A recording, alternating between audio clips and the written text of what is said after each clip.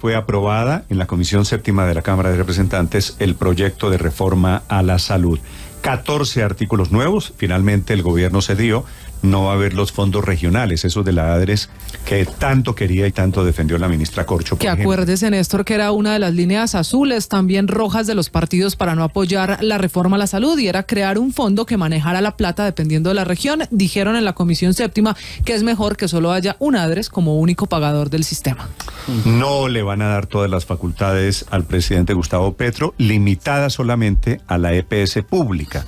Finalmente, el resolver de los médicos se lo quitaron. Los médicos no están obligados a resolver, ¿no? Artículo 163, lo reescribieron. La polémica de el médico debía resolver la situación de su paciente. Ahora lo vuelven a escribir y también se cayó esa posibilidad de que fuera el paciente el que citara a una junta médica. Vuelve a quedar eso en manos exclusivo del médico para que con su criterio sea el que convoque de ser necesario a una junta. 8:19, señor ministro de Salud, Guillermo Alfonso Jaramillo. Ministro, buenos días.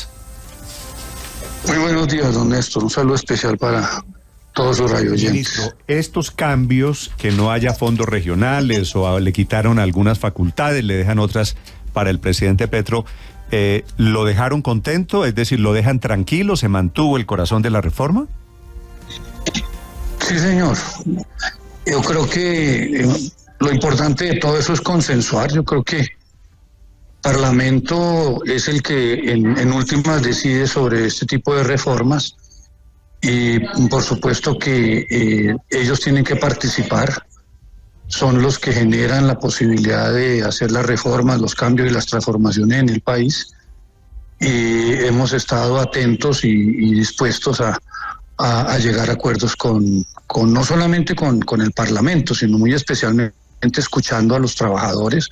Creo que han quedado contentos con lo que se ha redactado, con los pacientes que antes tenían temor, muy especialmente los de alto costo y de enfermedades raras, que van a continuar siendo atendidos en forma expedita, clara, diáfana.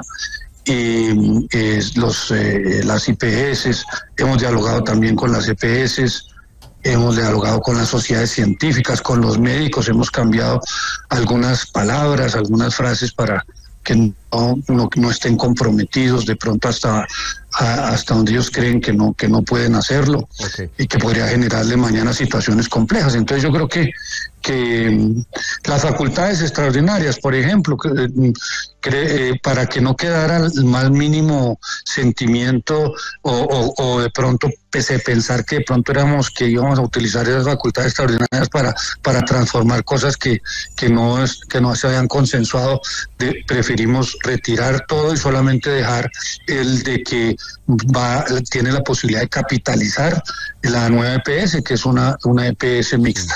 Ministro, en donde el gobierno tiene acciones. Menciona usted en estos cambios que le hizo la Comisión Séptima, faltan otros debates, el tema de enfermedades de alto costo, lo que se llaman enfermedades huérfanas, enfermedades raras. ¿Cuáles son sí, esas enfermedades y qué cambió, qué garantías hay al final, ministro?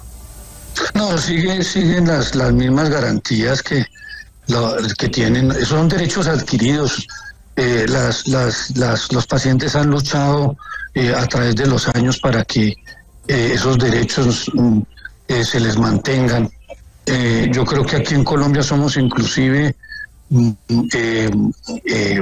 vanguardia en atenciones de este tipo de enfermedades.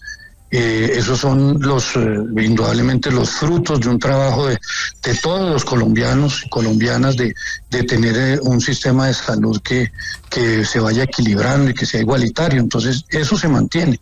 La reforma lo deja muy claro para que no haya inquietudes al respecto.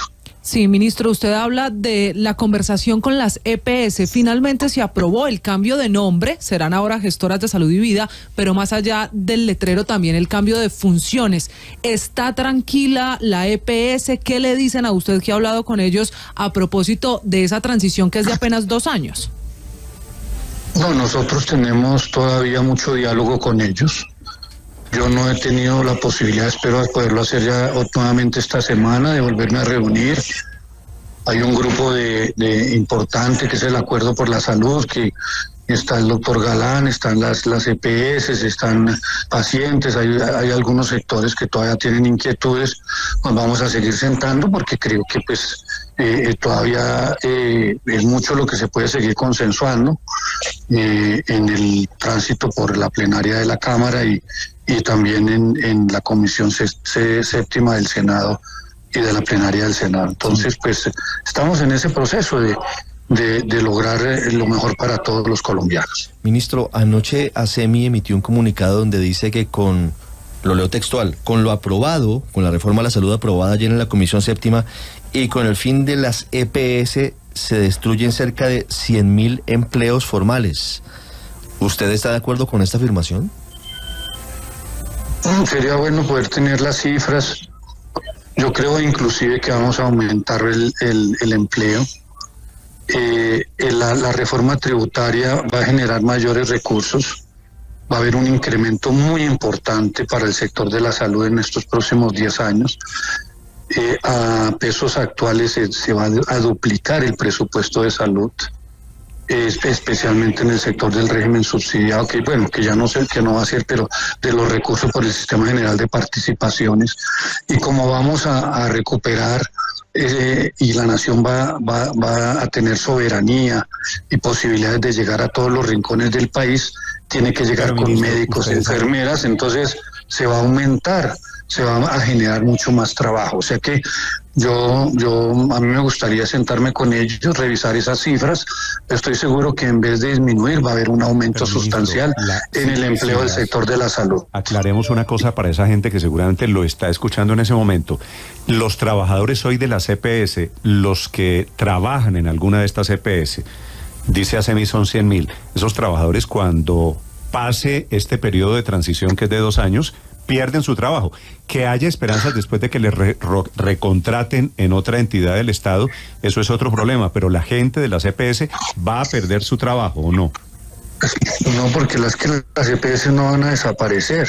Aquí hay mucha desinformación. ¿Cómo no, ministro? Porque van a ser gestoras y además van a recibir el 5% del presupuesto de la salud para que sean y sigan trabajando en coordinación con todos los colombianos y con el Estado para que el sistema funcione y sea adecuado. Entonces, si usted tiene cerca de 5 billones de pesos, 5 billones, va a mantener con esos 5 billones una estructura con la cual va a seguir trabajando. Y si fuera de eso, usted tiene clínicas, tiene puestos de salud y tiene sectores en donde usted está asistiendo con sus gentes, a la comunidad y a sus pacientes, pues se mantienen los servicios. Sí, y se mantiene, porque vuelvo y repito, no van a desaparecer.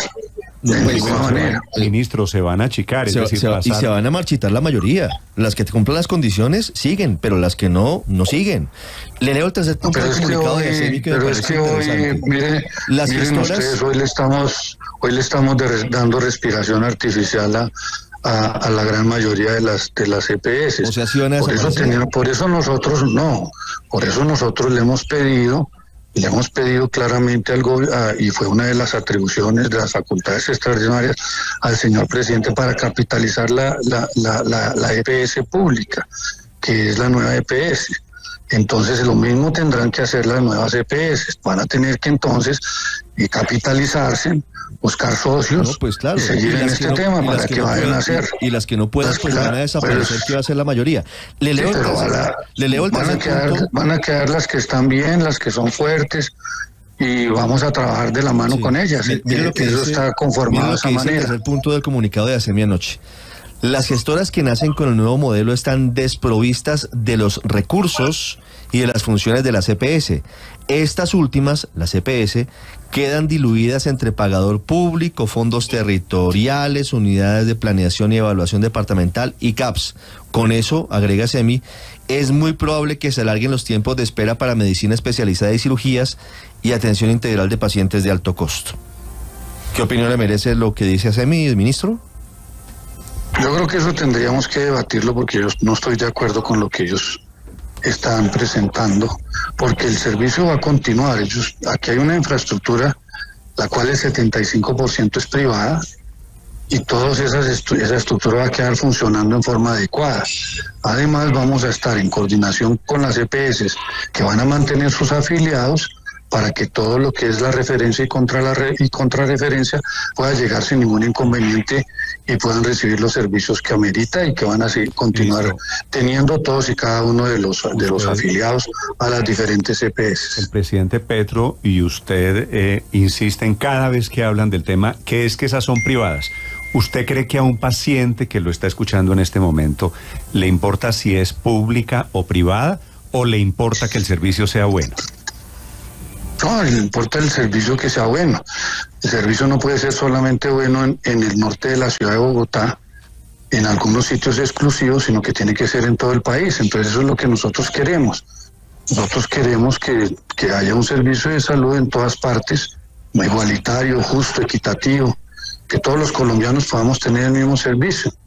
Y yo creo que eso es lo que estamos buscando. Yo creo que nadie se niega a esa posibilidad. Suponiendo que lo que usted acaba de decir sea cierto, que el servicio solamente es bueno en el norte de Bogotá y que las encuestas mienten, que no hay nadie que defienda el actual modelo, ¿usted cree que para arreglar donde no funciona hay que dañar donde sí funciona? No, yo no estoy, nadie niega que nosotros, gracias al Estado, que somos todos nosotros, porque si no hubiera sido por todos los recursos nuestros, primero los que pagamos por impuestos, y segundo por lo que contribuimos todos, logramos mejorar el servicio. Entonces yo no estoy negando que no exista un mejor servicio. Si eso se hubiera dado en los años 70 y los años 80, tendríamos todavía un mejor servicio, porque el Estado no quiso contribuir, por ejemplo, con los recursos que necesitaba entregar. Hemos logrado entre todos ponernos de acuerdo a que haya más recursos. Entonces lo que queremos es lograr algo que ni siquiera nosotros somos los que hemos decidido. La Corte en el 2008 a través de una sentencia, la T-760, determinó 16 situaciones en las cuales pedía y exigía que se mejorara el servicio. No se solucionaron esas solicitudes de la Corte. Después nos pusimos todos de acuerdo en conformar la ley estatutaria del 2015. No la reglamentamos, no la sacamos adelante. Perdimos 15 años para mejorar un sistema que hoy no está atendiendo la prevención de la enfermedad, ni la promoción de la salud, ni la atención primaria. Entonces vamos a buscar, y es lo que estamos buscando, fortalecer la esencia de la salud, que es la atención, la prevención de la enfermedad, la promoción de la salud y la atención, sin desmejorar lo que hemos logrado hasta ahora, gracias al esfuerzo y trabajo de toda la gente. Ministro, usted fue secretario de Salud en Bogotá, fue gobernador, usted ha visitado las regiones. ¿Usted realmente cree que el sistema de salud en Colombia solo funciona en el norte de Bogotá? No, yo estoy diciendo es que hay unos sectores privilegiados y otros que están en muchos sectores del país abandonados. Yo fui alcalde de Ibagué, cuando llegué, todos los puestos de salud de las zonas rurales estaban abandonados y cerrados. Yo los abrí, comencé a darle a 56.000 personas que viven en la zona rural atención que no recibían, y con médicos, enfermeras, y lo que nosotros pretendemos es que la salud también llegue a los campesinos y a las gentes más alejadas. ¿Eso es responsabilidad de los alcaldes y de los gobernadores, o incluso de no necesariamente? Sí, pero pues usted no está siendo alcalde de Ibagué. No, porque me tocó que hacerlos con recursos propios, del municipio. Ahora no lo vamos a hacer con recursos propios, sino que lo vamos a hacer ahora con todos los recursos que hay para la salud del país, más la nueva reforma tributaria que nos logra dar mayores recursos para atender a la gente de mejor manera. Sí, doctor Jaramillo. Eso es lo que estamos tratando de hacer. ¿El periodo para construcción de los CAPS no es muy largo? Leo lo mismo que dice ACM, diciendo que un plazo de 2 años para construir 2.000 CAPS no es demasiado para la necesidad urgente y apremiante que sería que, en caso de que la reforma a la salud vea la luz, al día siguiente 51 millones de colombianos tendremos que ir de inmediato a un CAP, y muchas veces no tendremos el CAP adecuado porque no se ha construido? Por ejemplo, voy a decirle una cosa. Yo vivo en la 127. Yo vivo en la carrera, en la calle 123, con séptima. yo pertenezco a Sanitas y soy prepagada de Colsanitas. Entonces, pues muy seguramente Sanitas me va a decir, usted tiene que ir a este CAP que le queda cerca. Pero también hay una persona de Sanitas en El Paraíso, la parte más alta de Ciudad Bolívar.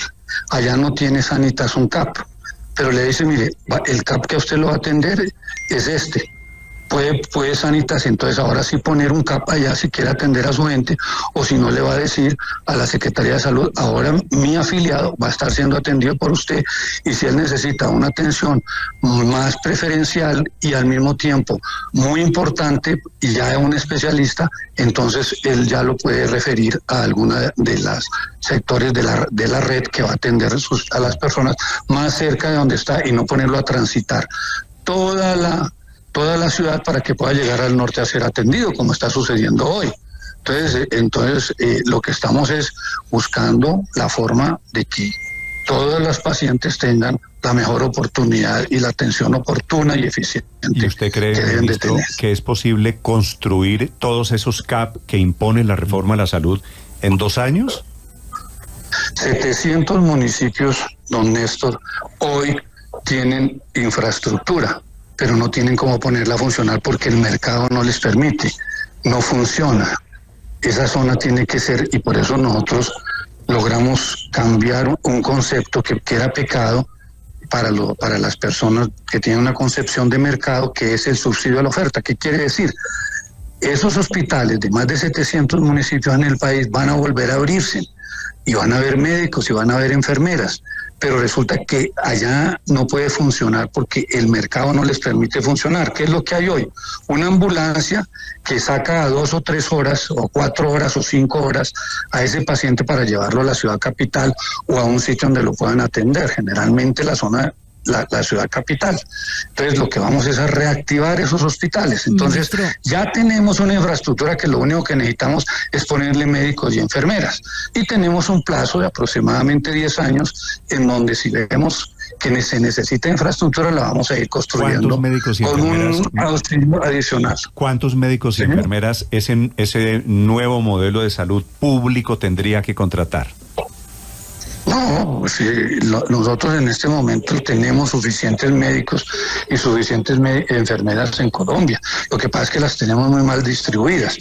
Y muchos médicos, si no les da, y por eso la ley es clara, que le va a dar un incentivo a esas personas médicos y enfermeras que van a estar en zonas alejadas en donde son territorios difíciles y complicados, para que puedan estar allá, reciban un buen salario, un salario digno, y como esos CAPs van a tener presupuesto, les va a llegar por 12avas partes. Entonces no se va a presentar el fenómeno que se presenta hoy, que encuentra usted hospitales que le deben 6 meses, 1 año de sueldo a sus trabajadores. Aquí las cosas entonces van a ser, para esos sectores alejados, va a haber el subsidio a la oferta para que puedan funcionar sin el inconveniente que trae el mercado, que no funciona en sectores apartados. Ministro, eso es lo que estamos trabajando. En esos 700 municipios que usted dice hay infraestructura para abrir el CAPS, ese centro de atención primaria, ¿todos los médicos y las enfermeras pasarían a ser empleados públicos, o quién los contrata? No, va a haber la posibilidad. Usted puede tener allá, si una EPS en su transformación gestora quiere tener ahí su CAP, lo puede poner, y nosotros se lo financia los dineros del Estado. ¿Y qué va a pasar en un municipio, ministro, donde ninguna EPS de la que se vuelva gestora de salud y vida decida tener un CAPS? ¿Quién lo va a poner? ¿Quién va a contratar a los médicos? Lo pone el Estado, y lo contrata el Estado. ¿Y en cuánto tiempo? Así de sencillo, porque va a tener presupuesto. ¿De cuántos años? No, todo es transición. Nosotros estamos hablando de una transición de 2 años. ¿No es cierto? Eso es un proceso de transición que nosotros esperamos ir resolviendo paulatinamente. Sí, por eso, como lo que hemos dicho con mucha claridad, es que vamos a ir de la mano de las gestoras de salud y vida, con el fin de que todo este proceso de lo construido, construir sobre lo construido, para que no haya ningún inconveniente ni la gente sienta que es que se le está alterando. Sí, de todas maneras, yo les agradezco mucho ministro, su atención, han sido muy gentil conmigo, pero me está llamando el ministro aquí de Hacienda y me toca que presentarle las solicitudes. El hombre de la plata para que den la justificación fiscal. Mire, no, ministro, es que me pierdo un poquito con una cosa. Usted dice que no se van a perder los 100.000 puestos que dice ASEMI, pero a renglón seguido dice que no habrá nuevas contrataciones del Estado de médicos y enfermeras. No, yo no he dicho que no haya haber nuevas contrataciones. Sí, que hay personal suficiente, nos acaba de decir el ministro, que hoy hay suficientes médicos en el país. Digo yo, ustedes me están preguntando, ¿de dónde van a salir los médicos y las enfermeras? Yo le estoy diciendo, tenemos afortunadamente médicos y enfermeras en el país, ¿no es cierto? Eso es algo que ha hecho las facultades de medicina y las facultades de enfermería, han sacado muy buenos profesionales y tenemos que incentivarlos porque están concentrados en la ciudad, en las grandes ciudades. Hay que incentivarlos para que entonces puedan presentar sus trabajos y ayudarnos a la salud en los sectores en donde ellos pues tienen que ir, y por eso la ley contempla incentivos para que ellos estén en aquellos pueblitos, en aquellas zonas apartadas, para servirle adecuadamente al pueblo colombiano. Ole, ministro, una pregunta final. Don Néstor, muchas gracias. Ministro, muy amable. Si me quiere contestar esta, si tiene un segundo, ¿qué pasó con su denuncia de los negociados supuestamente que hubo en la SUSI, de la SUSI en la época de pandemia? Yo le he pedido al Congreso que inclusive me cite, y quiero darle una chiva para usted, Néstor. Sí, ¿por qué no revisan ustedes un debate que ya se hizo y lo hizo un parlamentario de Cambio Radical, y hay una contestación muy clara del señor ministro Ruiz sobre ese tema, que inmediatamente le daría a usted la posibilidad de analizar en detalle qué fue lo que yo dije y por qué lo dije? No, pero usted dejo ahí eso para que lo investiguen un poquito. ¿Usted tiene pruebas de que hubo negocios feos y es que las pruebas, en la pandemia con la SUSI? Es que es importante que ustedes revisen que yo no soy el único, inclusive que hay un ministro, fue claro y enfático, no hace más de 1 año y medio o 2, de informar sobre ese tema, y yo no entiendo por qué no lo investigaron, y a mí sí me pretenden investigar. Sí. Bueno, le dejo ahí esa inquietud. Bueno, mil gracias. Voy a revisarlo. Gracias, ministro. Un saludo para usted. Muy bien. Es el ministro de Salud, Guillermo Alfonso Jaramillo. Blue, la alternativa.